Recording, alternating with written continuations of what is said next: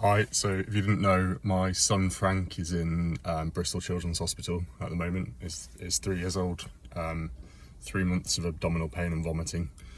I started this channel because whatever the outcome of that is, assuming he comes home,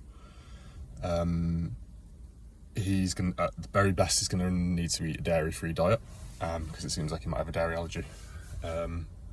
My wife has got celiac disease, which means she can't eat gluten. And just in general, his illness has made us realise that we really need to create a healthy lifestyle for our family. So to try and focus us on something positive over the last few months, I suggested to my son Frank and my daughter Mabel, who's 5, that we start Mabel and Frank's kitchen. I think I called it Frank and Mabel's kitchen, actually, where they take the lead on designing and cooking and eating healthy, tasty, allergen-free meals.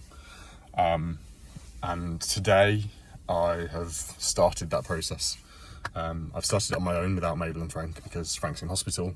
Mabel's with my parents while we're navigating the hospital stay. And what I can say is it's bloody hard work and expensive. Frank's quite a fussy eater anyway, like he's not eating any of the hospital food. So I've been planning meals and snacks for Maria, my wife, and Frank while they're in hospital. And what I decided to try was, rather than giving Frank a meal and say, eat this, which he rarely does, I've developed kind of 3 food groups: vegetables, proteins, and carbohydrates. A few different options on each that I know that he likes, and then I'll let him put all of them together into a bowl and choose what he wants. This is working quite well when we're at home, so I'm hoping it'll work well when he's in hospital as well. And then for Maria and I've just basically gone dairy and gluten free as well, just to simplify the cooking and the preparation process. And we're going to have for breakfast Greek yogurt, gluten-free granola and honey. Maybe a banana on the side for me because I'm a big boy and I need a little food.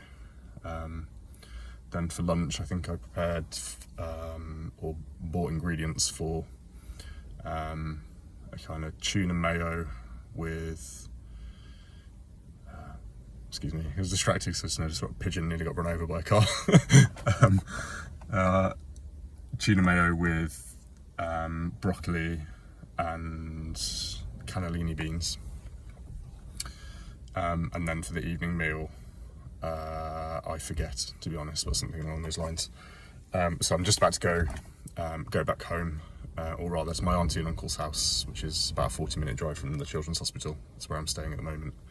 And batch prep these meals so I can take them into the hospital each morning for Mabel and Frank, and so that I have something for me to eat, which is going to be better than buying takeaways and scouring around Bristol looking for gluten and dairy-free foods, which even if it weren't gluten and dairy-free would be really expensive to buy prepared food like that, but especially so when we do have to find allergen-free foods.